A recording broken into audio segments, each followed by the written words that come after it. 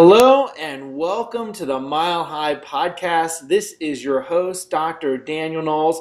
Thank you for listening to the Mile High Podcast. I want to remind you to subscribe if you're listening to this on iTunes. And also you can find the Mile High Podcast on Stitcher. We do have it on Facebook and YouTube. You get it on video version and audio visual version. Wherever version you're having it, please subscribe. We'd love to continue to make sure you do not miss a single episode. And also mark your calendar for Mile High number 5, August 17th to 20th, 2017. Mark it in permanent ink. www.milehighchiro.org is where you can register. We look forward to seeing you at a higher altitude. And I am very excited to be here with our guest today. I feel like the tables are turned because I got to be a guest on Lux TV back in the day in its early episodes of Dave Tran. Dave Tran is now the owner and clinical director of the Specific Chiropractic Center in Oklahoma City, Oklahoma. He graduated from the University of Oklahoma at a double major in business management and management information system, completed his DC degree at TCC, and which was the former where one of my favorite chiropractic philosophers was president for many years, Drain, J.R. Drain. And he's completed specialized postgraduate training with the Art of the Specific, and he served countless people over the globe with chiropractic, including El Salvador, Dominican Republic, on various mission trips. And his dream is to create a service trip back to his homeland, Vietnam. And I'm really grateful to be here with you, Dr. Dave Tran. And I'm glad to be able to say Dr. Dave Tran. Yeah. Thank you so much, Dr. Daniel Knowles. It's been awesome to kind of follow along all of your ventures. And thank you for having me on your show and podcast. Well, welcome. And now you have been out for how long? A little bit over a year. So I graduated from Texas Chiropractic College. I call it a Texas Junior College down in Houston, Texas, back in August of 2015. So yeah, so as of this recording, it'll be a little bit over a year. Just over a year. And yeah. When did you open? I opened back in June, so I'm right about 6 months, so about a half a year in. So that's super fresh. This is great to have a conversation about this, because I've got to tell you, the last time I was at Life West, I was used to people, when I would go somewhere, say they knew me from Sherman Connect. Oh, I listened to you on Sherman Connect. When I was just at Life West, they said, oh, I love hearing the Mile High podcast. So exactly. This is great because students are listening to them, and I know what you're going to share is be very helpful to them. So talk to me about your experience of chiropractic school. What kind of student were you? Talk about that experience. Yeah, so I had the privilege of not attending just one, but 2 chiropractic schools. Like not a lot of people know my kind of chiropractic journey, where I originally started at Parker University in Dallas, Texas, and got super involved. It was mentored by Gilles Lamarche, who's now at Life University, and attended 7 Parker seminars in a row. Did the whole GTO, was really plugged into the school, and then ended up focusing on way too much extracurricular activities and getting involved too much, and didn't focus too much on my academics, where that really suffered. And then unfortunately I got sick, where I had to miss school for about a week and was not able to recover. And me being super stubborn and immature in the very beginning of chiropractic school, I didn't drop out my classes like what my mentors and advisors had recommended me to do. So I ended up trying to stick it through, ended up getting bad grades and having to drop from Parker. But on the flip side of it, I had the amazing opportunity to spend a trimester in Ghana, Africa, with Dr. Marcus Manns, that's based out of there too. And it's probably one of the greatest experiences I ever did, but also one of the toughest ones ever too, because in Africa, it's really poor. It's the poorest continent in all of the world. So I learned a lot, and got to kind of sit down and see what chiropractic in its purest form was. And then had the opportunity to go back. And then at that time, the school that I ended up graduating from, there was, this saying of like, well, they're it's easy to get out of. It's super easy to graduate from. So I was like, okay, like I love chiropractic. I just needed to graduate. So I ended up enrolling at TCC, and this was the first time that I really had to realize that I never really had to learn how to learn. I was never a student because I graduated from the University of Oklahoma. I didn't really have to study, and turn down my volume a little bit. I didn't have to really go out and study. I didn't have to do homework. I just was able to get through. But I mean, that was not the case with chiropractic school. Chiropractic school really, really changed my life, and I really had to figure out okay, what are my strengths? What are because what I didn't know was not studying was not helping me, and being over too involved was not helping. So one of the things that I had to learn was, what kind of learner was I? Was I a visual learner where I had to pay attention in class and watch the professor take notes and draw things, or was I an auditory where I had to really kind of dial in and listen to what every single thing that the professor was saying,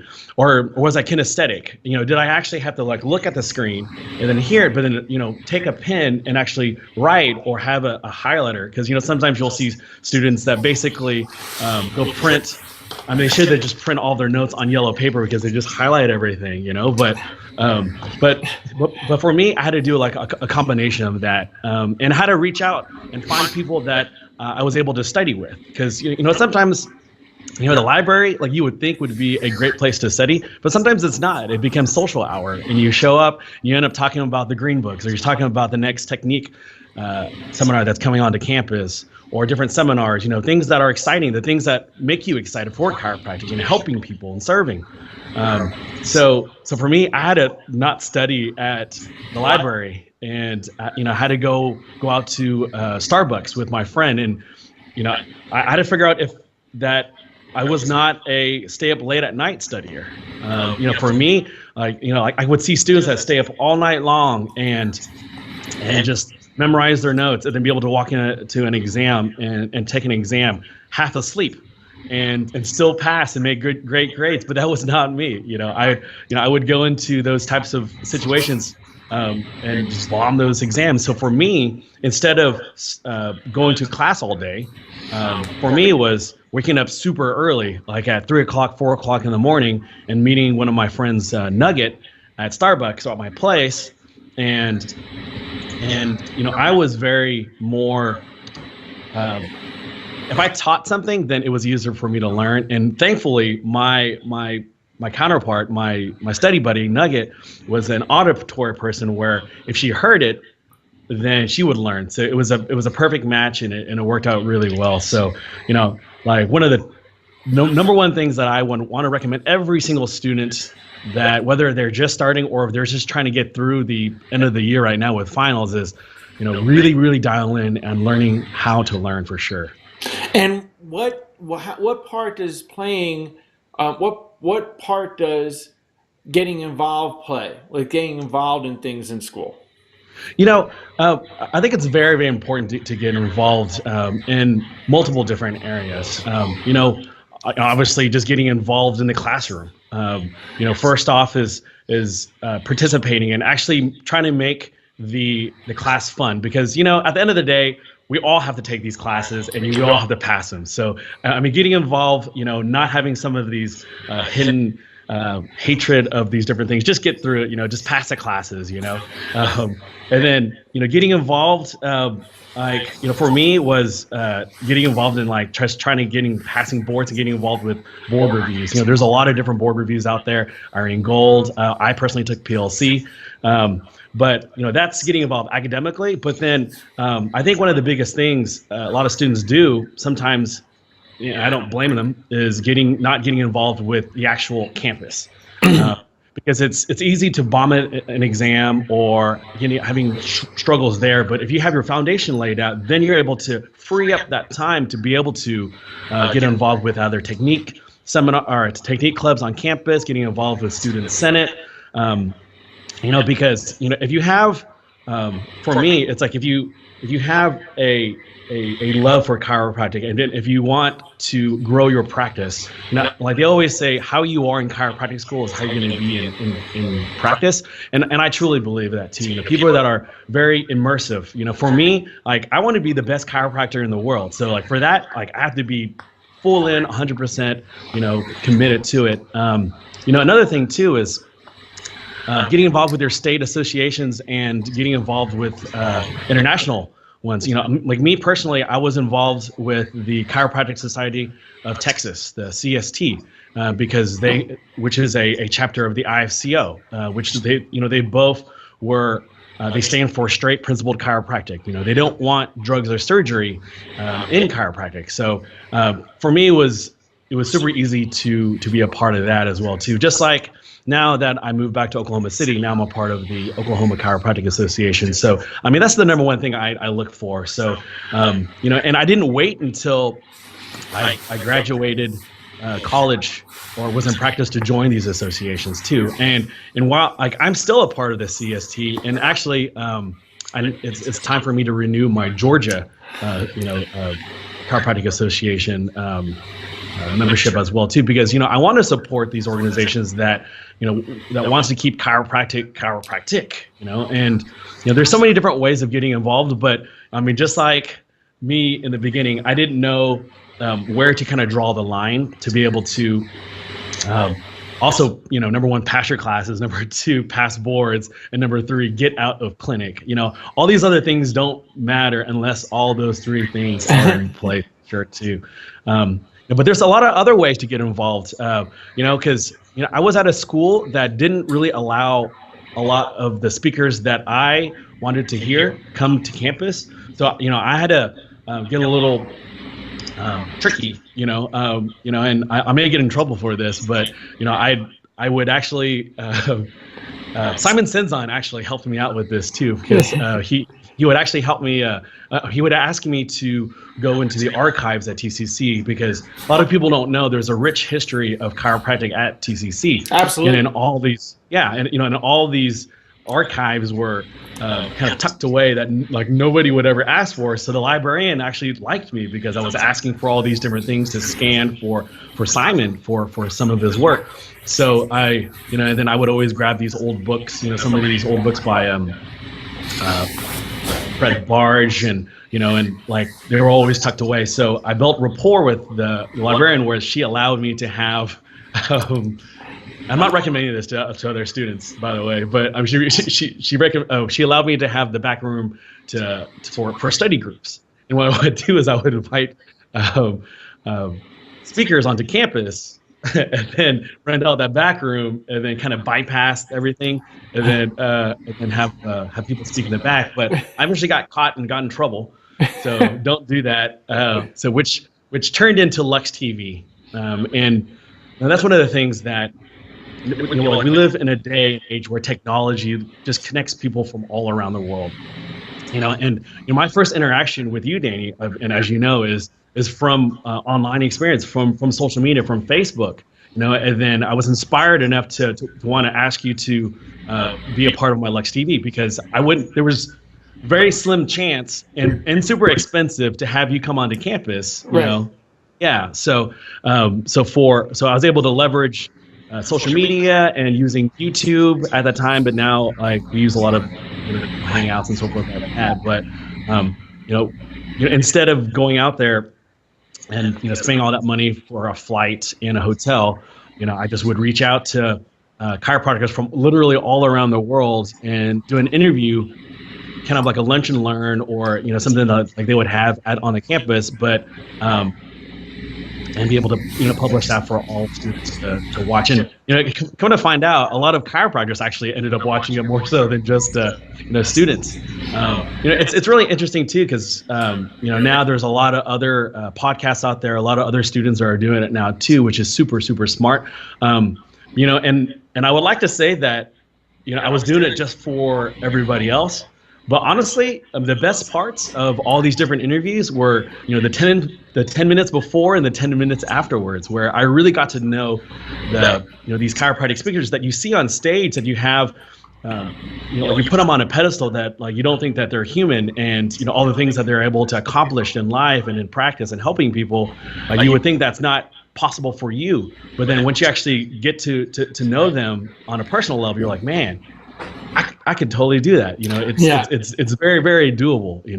Right. Well, in a couple of things, and I want to kind of get out of what you're saying for our listeners. One is that it's really important when you're in school to think of yourself as a chiropractor now. Like, don't wait till you're a DC to do DC things, well, other than adjusting.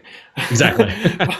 but like in school, think of yourself as a chiropractor and start certain habits. Like you saying that you had to get up early to study and be effective, that probably helped you in practice in terms of how you're going to run your office, in terms of exactly, in terms of skill sets that you gain. So like think like what skill sets you'd gain, going to seminars, going to reach out to people, learning from people, connecting with people, all those skills that you develop then help you in practice. So think like I'm living, as a chiropractor now, I'm not just a student, and I'm going to start growing now in whatever way that is, whether it is interactions at events, being involved with organizations. I was an FSCO member as a student because later the IFCO, right? Because because I wanted to support that vision. I think students, latch onto what things are your values and start supporting them now, because if you don't, you're not going to do it later, right? Because you're not going to have that same behavior.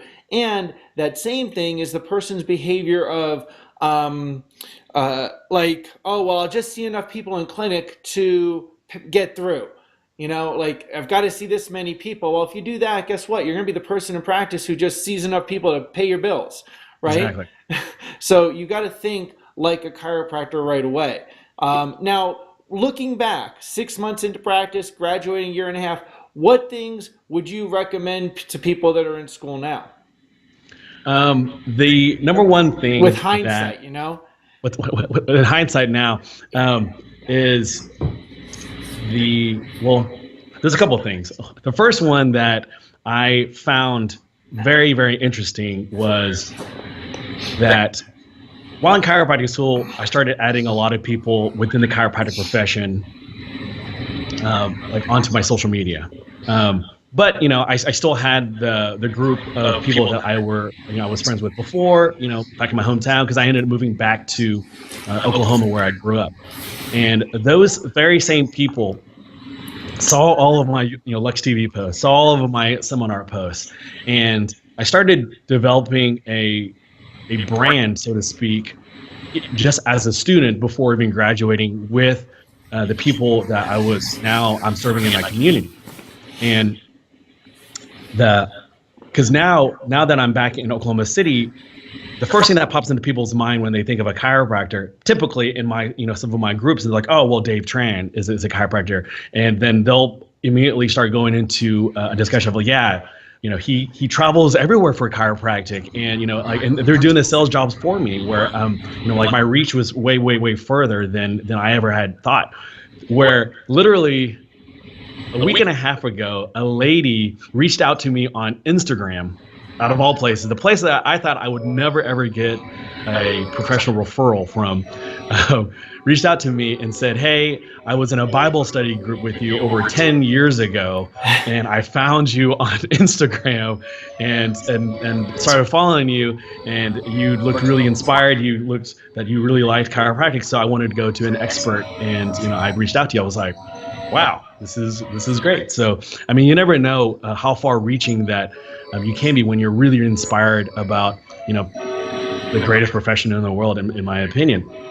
Like looking back now, I mean, it kind of goes along with what you said about how you are in chiropractic school affects how you are in practice, because, a lot of times people always ask me, is like, how can you afford to go to these different seminars, and that's the thing, is that how can I afford not to go, to, like, for example, like Mile High was awesome last year, or actually this past year, and like, I know, like, I was able to sit down with some Parker students that I still talk to this day about, building the IVCO down there, and, then they're surrounding themselves with awesome, successful chiropractors, because Like I remember Patrick Tentempo saying this at a Parker seminar forever ago, was saying like, once you get into practice, you're kind of on an island. And I was really in a chiropractic bubble in chiropractic school, because it's easy to eat healthy. It's easy to go work out in the gym, or surround yourself with fun people that are in love with chiropractic. But once you're in practice, I mean, like, yeah, I mean, like, you're exactly right. I mean, I was up at 5 a.m. this morning, just trying to run to the gym real quick before I can get my mind right before going into practice seeing patients. So, and then you work really long days to build a brand new startup. So yeah, you do kind of get stuck on an island. And just like going back to Mile High, I kind of see my colleagues from chiropractic school, some of the leaders in the profession, and for an entire weekend, I just surround myself with people that kind of raise my level, raise my game up, and get me back on point, because it does get lonely out here, like serving everybody. Because as chiropractors, we're innately just want to give and give and give. And sometimes we forget to take care of ourselves and get poured back into. So, like the number one thing is just, yes, work your butt off and practice, serve as many people as you can, but don't forget to get plugged back into chiropractic. Hey, you know what? I just want you to know, 20 years out, I was up at 5 a.m. exercising too. That's good. So like those habits continue, and the success leaves clues. Success leaves clues. There's a reason why you see certain patterns in people. So Yep. And adopting those and being around people and learning from people. I always tell students, go to as many seminars as you can. Yes, you've got to do your grades, like all the stuff we just discussed, but go to as many programs as you can, because you have to get more tick than you're getting in school, Yep. for sure. And that's across the board everywhere. So, and that's your resource for it. I want to ask you something and want to thank you. You did a bang up job as social media editor at Mile High this year. That was a lot of fun having you there. I mean, I really appreciate the job you did. I know a lot of people got to tune into all your stuff you did with it. What was a highlight of being there for you? One of the highlights for me being at Mile High was not only that it's pulling together, and as well as I know that you are part of the IFCO as well too, and stuff like that. And it was, for me, it was really good to actually see a production where everyone was coming from a chiropractic standpoint. There wasn't this like hidden agenda of like, hey, I'm up here because there's a company supporting me, and then they're putting all this money into this. So they need to have 30-minute talk time up there too. So it was nice to be able to like actually go to a chiropractic seminar once in a while. Imagine that. Yeah, because a lot of these students don't realize what it's like sometimes in some of these CE courses when you're in some state associations that you have to do. But it's good to be able to do that. So yeah, I mean, like I literally didn't miss any of the sessions. So I mean, that was really good as well. So another thing that was awesome to see was all the students that made the drives. From Palmer, from Parker. I mean, it's not easy, driving like, I don't even know, like 12, 13, 14 hours. But it just goes to show it's like how meaningful that weekend is to them, because like, hey, like they know, like they have to go out and seek it out, to better themselves. So I don't know, I like surrounding myself with students. Maybe that it keeps me young. I love seeing the students there because, I know it's going to impact those schools and it's going to impact their communities and the future of chiropractic. And that's why we focus on making sure lots of students can get it accessible. And I realize that, oh, wait a second, I don't do this now, but as a student, a 10 to 12 hour drive is doable. Exactly right. And it's like you have some there's a lot of podcasts schools that were in a 10 to 12 hour distance. It's not like, Life West and Life in Sherman, they're a little further, but Exactly. the Midwest has a whole bunch of schools that, this is a great resource for them. So, I'm glad Yep. to do that. It's great to see people from Parker and from TCC and from Logan and from Northwestern and Palmer. I mean, there were people from further schools to the flu too, but to see that it's great, because I know they can impact their schools and get really what chiropractic is. So now getting into practice. So we talked about school, things to do looking back. Getting into practice is a whole nother animal. Oh yeah, So for sure, I want to 100%. acknowledge you, because I really want to acknowledge people that step out and just, start their own office right away. That takes a certain chutzpah, right? Yeah. So tell some people some tips on that experience. Yeah. So yeah, I mean, chutzpah is probably a really good way of saying it because, yeah, I mean, I thought just trying to graduate chiropractic school was going to be tough for me. I mean, some people think it's super easy, and like they can fly through, but chiropractic would probably, or opening a practice is probably like right up to that is because what's funny because as you're starting to open practice, you start asking people, and people find out you're going to open your own practice, and not even in the chiropractic profession, they'll always say stuff like, it's going to cost more than what you think it's going to be, and they always say it's going to take longer than than you think it's going to be as well too, and I was like, okay, no, I've gotten, I've studied so much, and I'm surrounding myself with tons of mentors, and even the mentors like, yeah, it's probably gonna take a little bit more money. I mean, like, you never know. I'm like, no, I'm not gonna be a statistic. I'm gonna do it. It's gonna be awesome. And then it took longer. I didn't, I think I was supposed to open up in the beginning of February, and then it was kind of pushed back to the end of May before June with my big grand opening, and then it did cost way more money because not everyone's the same, and everybody has their different target market and their ideal patient that they want to attract. So, I evolved. I thought that I knew who I wanted to bring into the practice. So things changed, and I think that's okay as long as the fresh chiropractor just knows that, coming from somebody that thought that they were going to nail it on the head, and it's okay. Thankfully, my fiance, she makes more money than I do, so she she's been able to pay the mortgage at home. But I mean, the standard of living here in Oklahoma is way cheaper than living on the coast in San Francisco. So I mean, that's a benefit for us. But she's been able to help, so I'm super thankful for that. But on the flip side of it, I mean, obviously, like, you don't want to open a practice that's just dingy, because that's just not the image that you want to portray. But there's different ways of opening a practice to make it look really, really, really nice without having to spend tons and tons of money. So like, number one thing, keep an overhead super sinking ridiculously low, track everything. So that's another thing that I'm still working on too. If you want to be a successful business person, you have to know the numbers. I mean, like, you have to know your stats. You have to because at the very beginning, unless you have this lump sum of money just falls from the sky, like, you want to pay attention to this stuff, because if you focus in on the money, then you know where it goes in, and then you're not spending a bunch of money on ridiculous stuff that you don't need. I mean, I go to so many different networking events that I always take pins. So I've never had to spend any money on pins, and it's kind of laughable to think now, but like, when you're like a lean startup, you don't want to be spending money on those types of things, and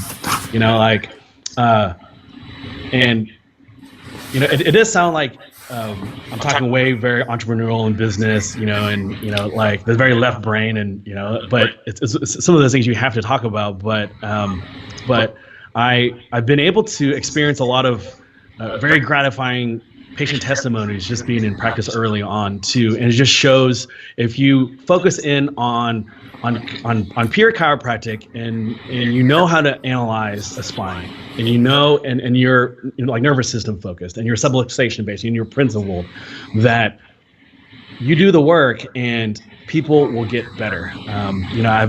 Just now, just being in practice 6 months, I've had everything full spectrum from checking and adjusting a lady 92 years old in a wheelchair to a patient that had extreme migraines for 30 years that were so bad that it would make her go blind and she would vomit 3 times a week to little kids with ear infections. You always hear about those stories about ear infections in chiropractic, but I finally had one within the first 6 months.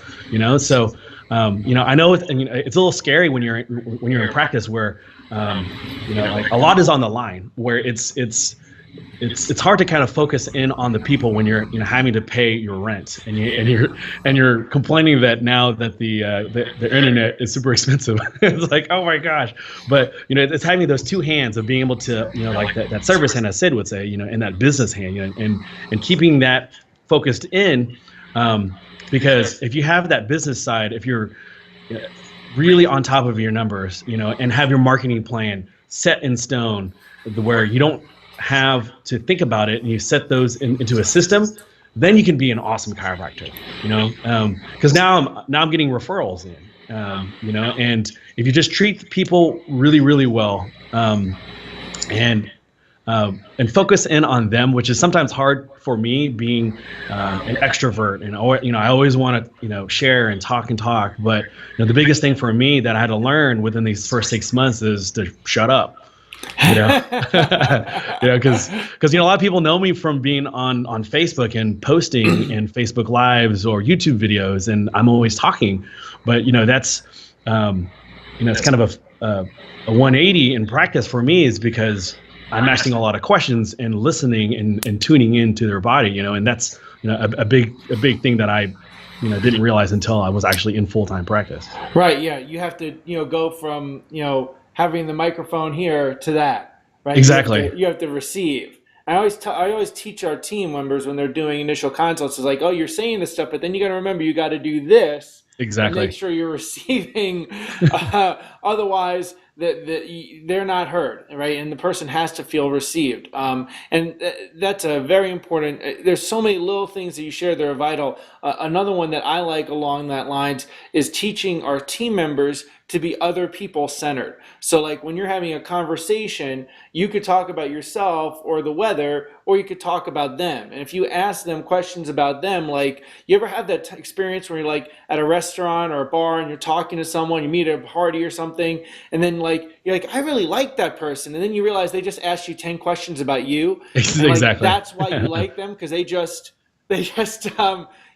were asking you about you, and people love talking about themselves. So if you can remember to be other people centered, yep. Yeah, then that helps. Yeah, I do have a trick for that. So I probably go to, I don't even know, at least 4 to 6 networking events a week, because I'm going out there and meeting as many people as possible. And I kind of flipped it where most people try to hand out their business cards, and they want to talk about what they're selling. And I flipped it where I have a monthly event in my office called Sensory, where it has nothing to do with chiropractic. It's lots of fun. Everything from like headshots to learning how to make your own kombucha, to we're doing a hand lettering class this weekend.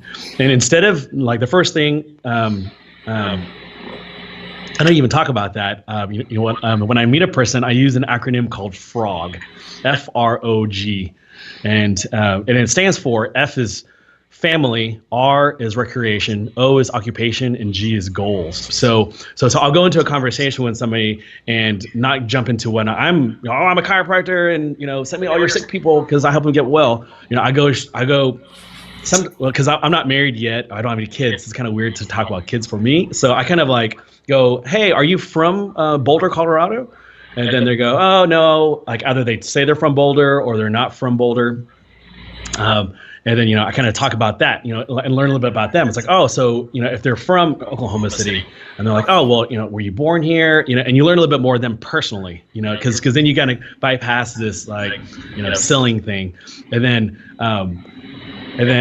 I don't go straight into R. I kind of talk about what they do first. Like, oh, okay. Oh, so you're a chiropractor. Oh, that's great. So where do you practice? Like how long, how'd you get started in that? Okay. And then I go back to the R, which is, recreation. Okay. So, when you're not chiropracticing, what are you doing for fun? Are you always doing that? Are you going checking out restaurants? Are you going to like Hefner? What are the things that you like to do other than that? because then because sometimes people don't like to talk about their jobs too much. Sometimes I don't know, it kind of depends on them. But the biggest thing that I want them to know is, because when you're at these networking events, it boils down to, like, they want to make money. They want to meet more people. They want to get a referral. They want to build up a relationship. So I asked them what their goals are. I was like, so I mean, depending on what industry they're in, because sometimes they're just a marketing person, or I mean, you never know. But like, hey, one of my goals, I tell this to people too, is like, I try to give out at least 10 referrals a week. So if I can better understand you as and what your occupation is and what's a good referral for you, then maybe we should set up a time to do a one-to-one. Maybe you can come to my practice and we talk about it, because at the end of the day, I want to get their business card and invite them to my practice so that I can show them, because only 4% of the population sees a chiropractor. So whether it becomes a good referral or not, at least they're coming to the practice.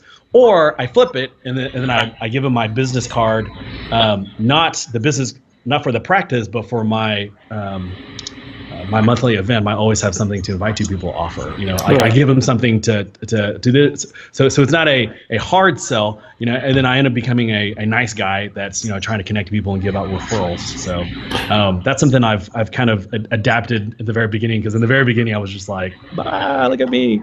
Now let's and that always have something you invite people to. That's from the Black Diamond Club.